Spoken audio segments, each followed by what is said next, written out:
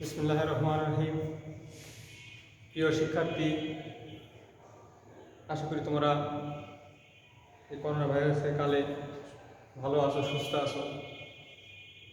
আমরা অত্যন্ত দুঃখিত যে তোমাদেরকে সামনাসামনি ফিজিক্যালি তোমাদের সঙ্গে ক্লাস করতে পারছি না।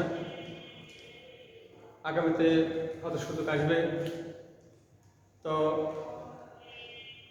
আমাদের বিজ্ঞ প্রশাসন আছে, বিজ্ঞ প্রশাসনের তত্ত্বাবধানে, তাদের নির্দেশে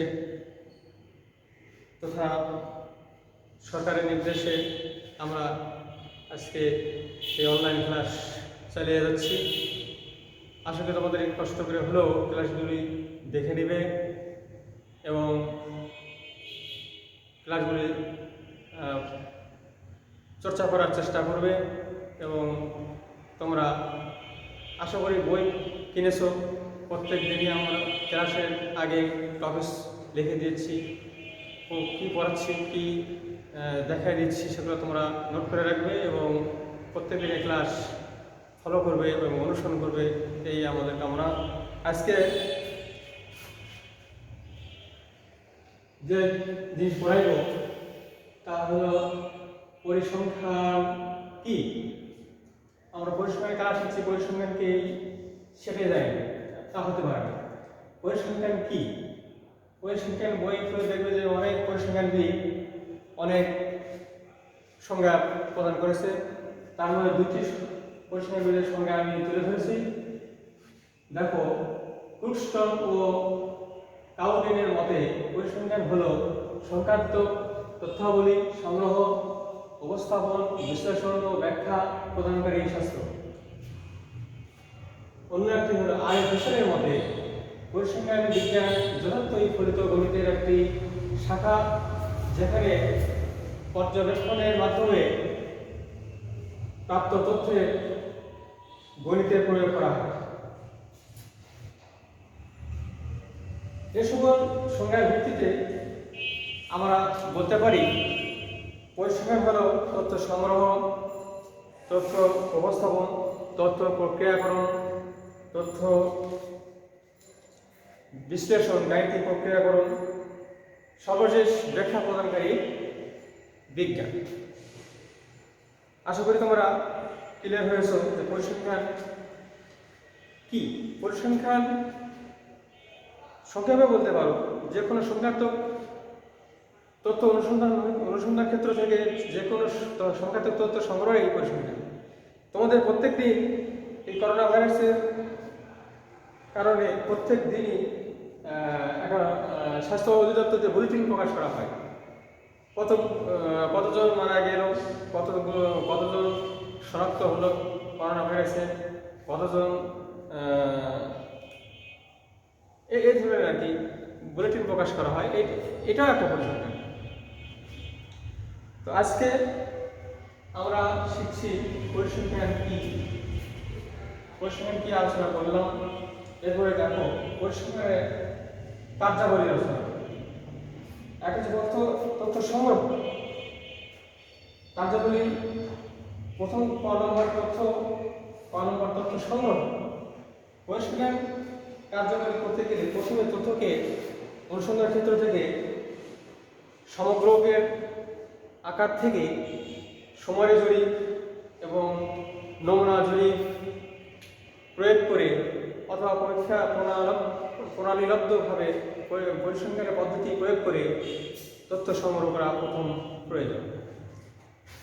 এরপরে আছে তোমার পরের স্তর আছে তথ্য প্রক্রিয়াকরণ। প্রাথমিকভাবে তথ্য সংগ্রহ তোমাদের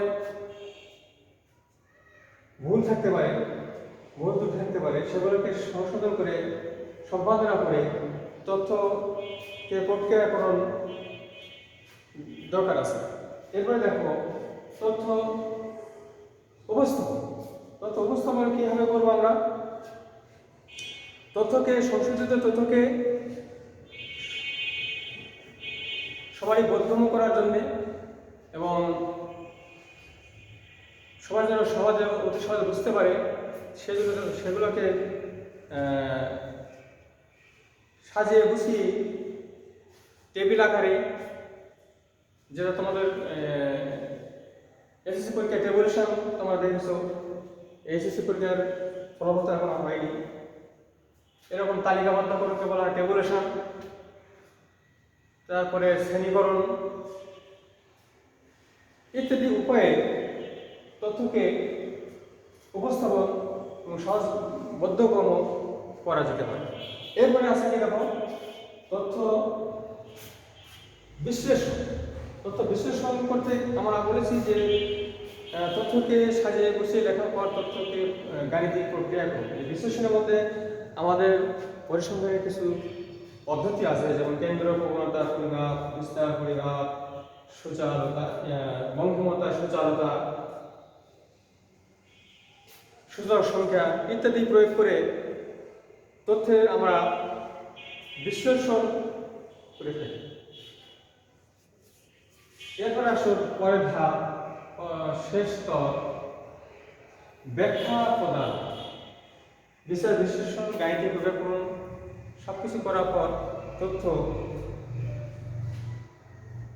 ব্যাখ্যা প্রদান করে থাকি। যে তথ্য নিয়ে আমরা কাজ করলাম, যেটার উপর আমরা রিপোর্ট করে প্রদান করব, ধরে নেওয়া কোনো দেশের একটি অর্থবছরের অর্থনৈতিক অবস্থা ধরা যেতে পারে, কোনো সালের এসএসসি পরীক্ষার বা এইচএসসি পরীক্ষার ফলাফলের উপর ব্যাখ্যা প্রদান হতে পারে, ফলাফল খারাপ না ভালো, অতীতের বছরের সাথে ভালো হয়েছে কি খারাপ হয়েছে, এরকম অনেক মন্তব্য আসতে পারে। এই মন্তব্যটাই হলো তোমার পরিসংখ্যানের সর্বশেষ ব্যাখ্যা প্রদান। তাহলে এখন দেখো তোমরা, পরিসংখ্যানে আমরা যে সংজ্ঞা বলেছি, সেই সংজ্ঞার মধ্যে এই কার্যাবলী সম্পূর্ণই ঢুকে আছে। সম্পূর্ণ কার্যাবলী এই সংজ্ঞার মধ্যে আছে। যেমন তথ্যকে আমরা বলেছিলাম সংগ্রহ করা হয়, তথ্যকে প্রক্রিয়াকরণ করা হয়, তথ্যকে সহজ বোধগম্য আকারে গণসংখ্যা নিবেশন, আয়তন, শ্রেণীবদ্ধ তালিকাবদ্ধ করণে উপস্থাপন, তারপরে তথ্যকে বিশ্লেষণ, গাণিতিক প্রক্রিয়াকরণ, সর্বশেষে আমরা ব্যাখ্যা প্রদানকারী বিজ্ঞান আমরা বলেছিলাম। তাহলে কি আমরা বুঝতে পারলাম কি যে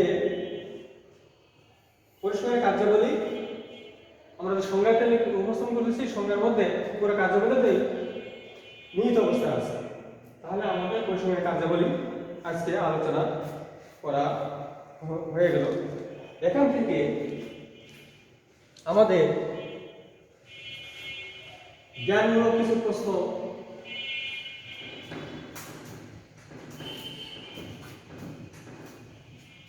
আসতে পারে।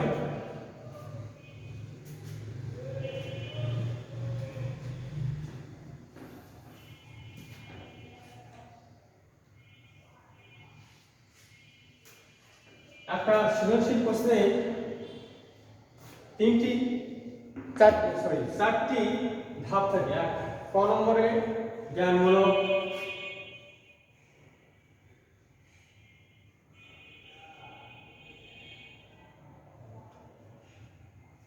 প্রশ্ন কি আসতে পারে 8 নম্বর। 2 নম্বরে আছে অনুধাবনমূলক, 3 নম্বরে প্রয়োগ, 4 নম্বরে ব্যাখ্যা বিশ্লেষণ। আমরা অত দূরে যাবো না। জ্ঞানমূলক প্রশ্ন যে সংজ্ঞা করছি, সংজ্ঞা থেকে আমাদের জ্ঞানমূলক কিছু প্রশ্ন আসতে পারে। সেটা হলো পরিসংখ্যান কি।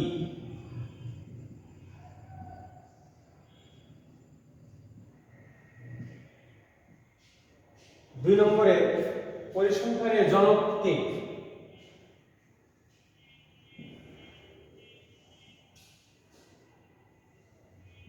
পরিসংখ্যানের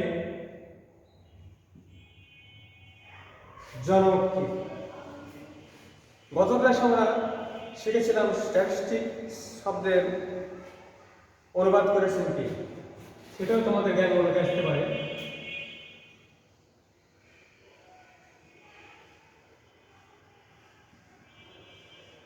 স্ট্যাটিস্টিক্স শব্দের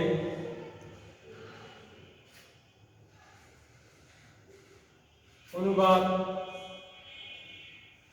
করেন কে? এটার উত্তর আমরা গত ক্লাসে বলেছিলাম, আজকে আবার পুনরাবৃত্তি করলাম। ভারতীয় পরিসংখ্যানবিদ পিসি মহালনোবিশ পরিসংখ্যান স্ট্যাটিস্টিক্স শব্দের বাংলা অনুবাদ পরিসংখ্যান করেছে। স্ট্যাটিস্টিক্স শব্দের বাংলা অনুবাদ পিসি মহালনোবিশ ভারতীয় পরিসংখ্যানবিদ বাংলা অনুবাদ করেছেন পরিসংখ্যান। এই মোটামুটি আমাদের এই টপিক থেকে জ্ঞানমূলক প্রশ্ন আসবে, অনুধাবনমূলক প্রশ্ন আসতে পারে পরিসংখ্যান কার্যাবলী থেকে।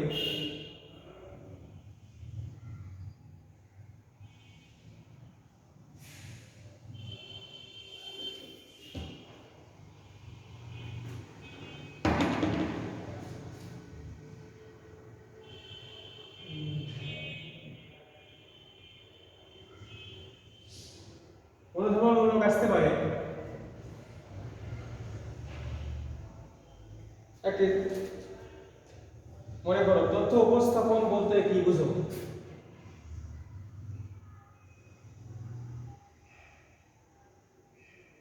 উপস্থাপন বলতে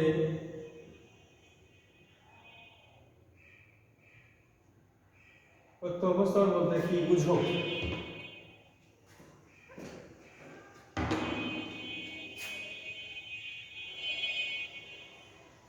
প্রত্যেকটা টপিক্সেরই আলোচনা শেষে দেখবে কাজ লেখা আছে।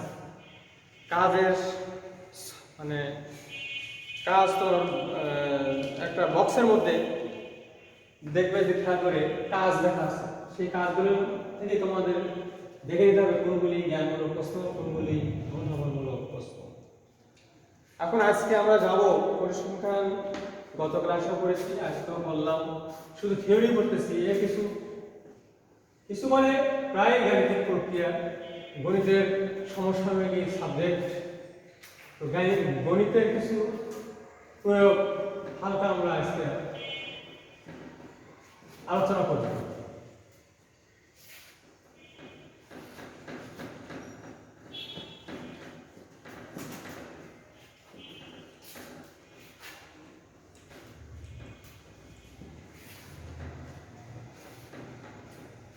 আমরা ছোট ক্লাস থেকে শুরু করে যোগ করা শিখেছি, যোগ করে যোগফলকে মোট সংখ্যা দ্বারা ভাগ করে গড় করা শিখেছি। তা আমরা পরিসংখ্যানে যোগ করার জন্য একটা সিম্বল ব্যবহার করব, তার নাম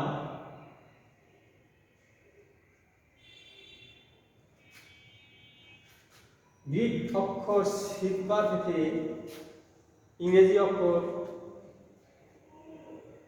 সামেশন এসেছে।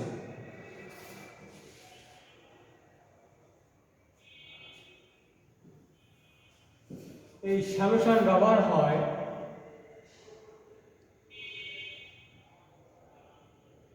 যোগ করার কাজে। আরেকটা সিম্বল দেখো,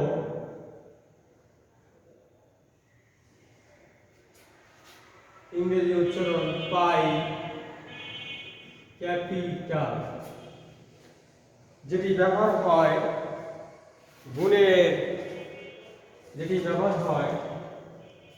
গুণের কাজে।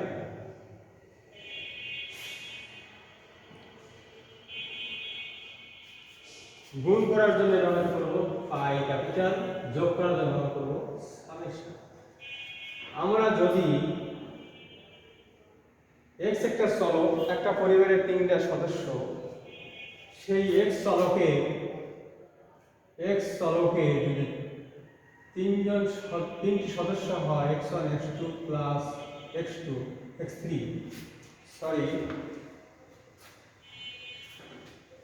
x1 x2 x3, এই তিনটার যোগ কিভাবে করবো আমরা? সামেশন xi, i একটা সাফিক্স, এই সাফিক্স ধরে দিবে, বলে দিবে suffix i is equal 1 2 3, i is equal 1 2 3, অর্থাৎ i 1 2 3 এই তিনটার মান লিখব। আমরা যদি অনুরূপভাবে x1 plus x2 plus dot dot dot xn সংখ্যক তথ্য যোগ করি, যদি xn সংখ্যক তথ্য যোগ করি তাহলে আমাদের হবে xi i সমান 1 to n। আশা করি সবাই বুঝতে পারছো। তিনটি হলে i is equal 3, n সমান হলে i is equal 1 to n। এবার আমরা পাই ক্যাপিটালের প্রয়োগ করব। অর্থাৎ যদি তিনটি সংখ্যা থাকে x1 গুণন x2 গুণন x3, এই তিনটা সংখ্যার গুণ যদি করি তাহলে পাই ক্যাপিটালে xi i সমান 1 to 3 আমরা এইভাবে লিখতে পারি। অর্থাৎ তিনটি সংখ্যার গুণ করলাম, তিনটি সংখ্যার গুণ করলাম। অনুরূপভাবে যদি আমরা n সংখ্যক টার্মের গুণ করি তাহলে কি হবে x1 x2 dot dot dot xn।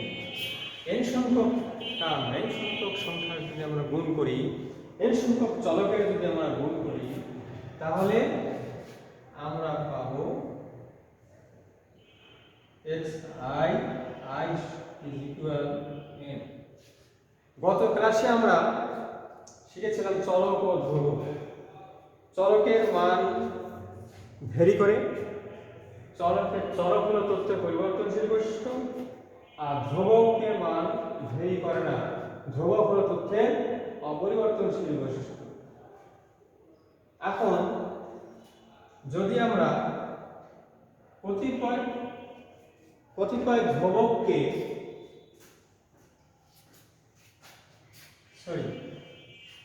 একটি ধ্রুবককে কয়েকটি কক্ষে দিয়ে দিলাম, মানে বললাম যে x1 a plus a x2 plus a x3, তিনটা কক্ষে ক্লাস হচ্ছে, তিনটা কক্ষে আমরা কক্ষের নাম্বার চেঞ্জ হয়ে গেছে, চলকের নাম্বার x1 x2 x3, কিন্তু ধ্রুবক তিনটা একই। সাপোজ মনে করুন এই ডাস্টার তিনটা আমরা তিন কক্ষে দিয়ে দিয়েছি, যা কোনো পরিবর্তন হয়নি, এ হয়নি কখনো a1 a2 a3।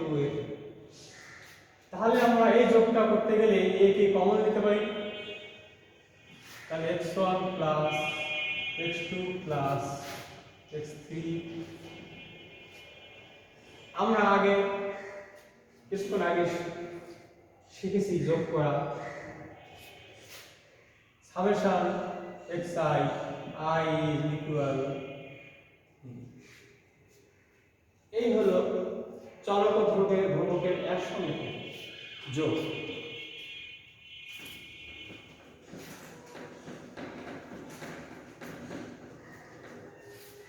আমরা বলেছি যে চলককে আমরা বর্ণনা করব, চলককে আমরা প্রকাশ করব x y z এরকম ইংরেজি অক্ষরে বড় অক্ষর দ্বারা, আর ধ্রুবককে প্রকাশ করব ছোট অক্ষর ইংরেজি a b c দ্বারা। এর অনুরূপভাবে একটা ধ্রুবক b plus b plus dot dot dot n সংখ্যক b, তাহলে এদের যোগকে আমরা লিখতে পারি bn অথবা nb। এখন দেখো একটা ছোট্ট একটি থিওরেম বা উপপাদ্য বলতে পারো।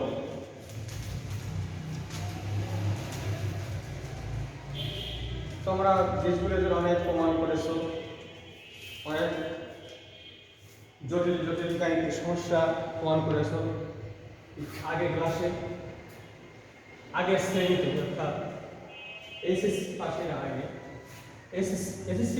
এসএসসি পাশের আগে দশম শ্রেণীতে অনেক জটিল জটিল যোগ, অনেক জটিল জটিল প্রমাণ করেছিল। আমরা একটা প্রমাণ করবো, দেখাও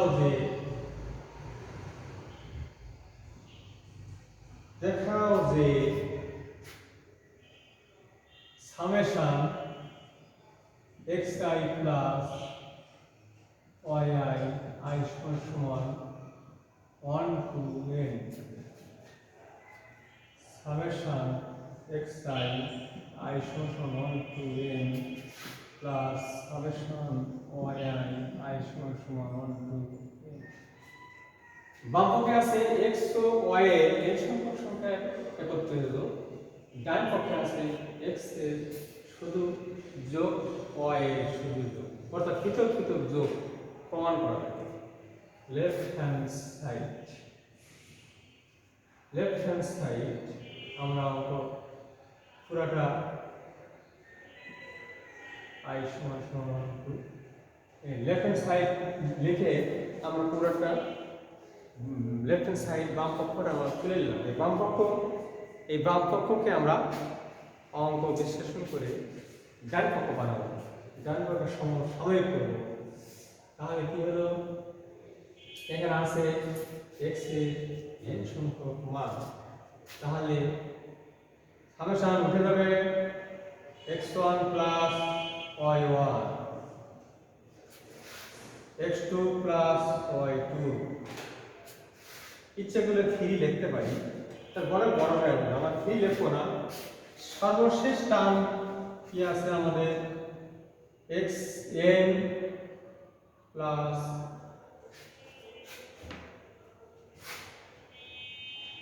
xn প্লাস yn। সবাই খেয়াল করো, x 1 থেকে n পর্যন্ত, তাহলে দুটেই হবে 1 1, একটা সামেশন আছে, দুটোই হবে 2 2, দুটোই 3 3 4 4, এইভাবে দুটি সর্বশেষ হবে কি n x এর n y এর n। প্লাস চিহ্নের আগে ব্র্যাকেটের কোনো মূল্য নাই, ব্র্যাকেট উঠায় দেব, তাহলে x1 প্লাস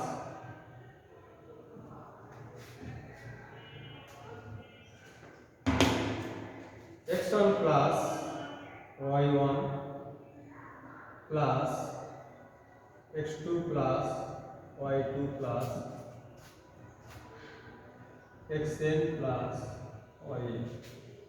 ব্র্যাকেট উঠায় দেব। পরবর্তী কাজ কি আমাদের? পরবর্তী কাজ কি, দেখো x আর y জোড়ালো ভাবে আছে, x কে আলাদা করব, y কে আলাদা করব। x1 plus x2 plus dot dot dot plus xn, একটা ব্র্যাকেট দিয়ে নিতে পারি আমরা। এরপর বাকি থাকলো কি, আমি x1 লিখেছি, x2 লিখেছি, xn এর সর্বশেষ সংখ্যা লিখেছি। y ক্ষেত্রে y1 লিখব, y2 লিখব প্লাস yn। x এর আলাদা করেছি, y কে আলাদা করেছি। এখন আমরা x1 plus x2 plus xn x3 এটা লিখেছিলাম xi i সমান 1 to 3, তিনটে ক্ষেত্রে লিখেছিলাম i সমান 1 to 3। তাহলে n সংখ্যকের জন্য কিভাবে লিখব, সামেশন xi i সমান 1 to 3 ডট ডট n, যার জন্য আমরা n পর্যন্ত লিখলাম, প্লাস সামেশন yi অনুরূপভাবে y1 y2 y3 যদি হয় তাহলে হবে yi i সমান 1 to 3। তাহলে এখানে আমাদের y এর ক্ষেত্রে কি লিখতে পারি, i সমান 1 to n লিখতে পারি। তাহলে এটা হলো right hand side, left hand side equal right hand side. এটার একটা কাজ হিসেবে আসতে পারে, বাসায় চেষ্টা করবে।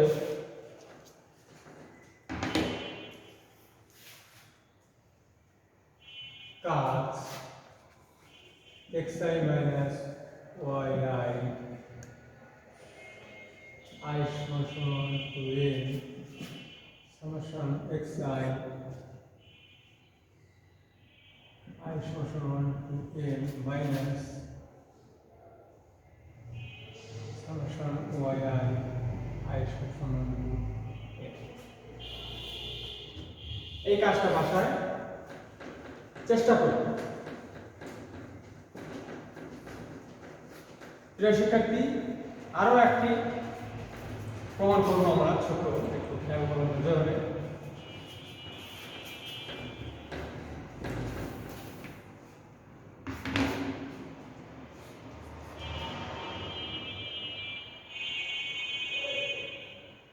দেখাও যে summation x i plus b i is equal n a summation i is equal n x i plus n b. এখানে দেখো যেখানে এক্স চলক এবং A be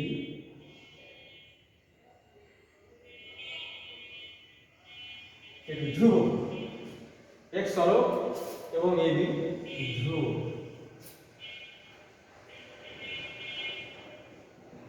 left hand side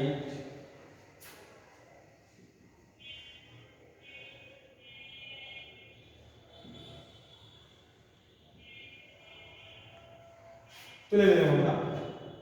এখন এখানে একটা চলক আছে, এ বি ধ্রুবক আছে। এ বি প্রত্যেকটা রোগে রয়ে যাবে, এ বি কোনো চেঞ্জ হবে না, শুধু এক্স এর চেঞ্জ হবে। এভাবে ব্র্যাকেটটা ভাঙিয়ে দেবো আমরা, সামেশনটা ভাঙিয়ে দেবো। A x one plus b a x two plus b plus a xn plus. এখন আলাদা করে এ আলাদা করে এ x1 এর সাথে সংযুক্ত এগুলি আমরা আলাদা করব। A x1 plus a x2 plus a xn b plus b b আলাদা করব ডট ডট ডট এন সংখ্যক বি। এখন দেখো চলক আর ধ্রুবক একসাথে গুণ আকারে থাকলে ধ্রুবকটা আমরা কমন নিতে পারি, তাহলে এ কমন নিলাম, এ x1 plus x2 plus xn। আর এখানে ডাইরেক্ট কি লিখতে পারি, একটি থলেতে দুটি আম থাকলে দুটি আম, দুটি বি থাকলে দুটি বি, এর সঙ্গে বি থাকলে এন বি। একবারে লিখে দিতে পারি আমরা, এর সঙ্গে বিয়োগ করছি এন বি। এখানে একটা কাজ আছে, এই যোগটা কি করে করব, আগে যোগের ক্ষেত্রে খেয়াল করো, এর সঙ্গে যোগ করে summation x i i is equal n i is equal 1 to n plus n b. তাহলে এটাই হলো আমাদের রাইট হ্যান্ড সাইড। ওকে,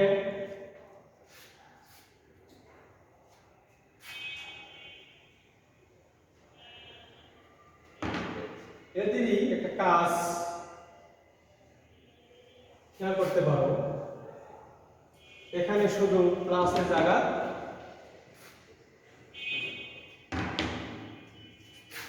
মাইনাস দেবে, এইটা অন্য রকম হয়ে গেল, মাইনাস দেবে। এইটাও তোমাদের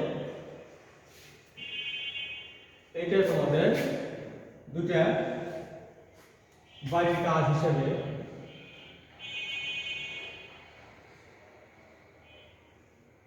তোমরা চর্চা করবে, বই থেকে চর্চা করবে।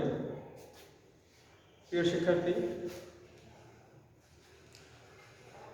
অনলাইন উচ্চ মাধ্যমিক অনলাইন ক্লাস পরিসংখ্যান প্রথম আজকে দ্বিতীয় ক্লাস না হলো। তো ক্লাস এখানেই সমাপ্তি চাইছি। তোমরা ভালো থাকবে, স্বাস্থ্যবিধি মেনে চলবে, রীতিমতো অনুশীলন করবে, পড়ালেখার মধ্যে থাকবে, ভালো কাজের মধ্যে থাকবে। এই প্রত্যাশায় আমি মোহাম্মদ নুরুন নবী ক্লাস সমাপ্ত করলাম।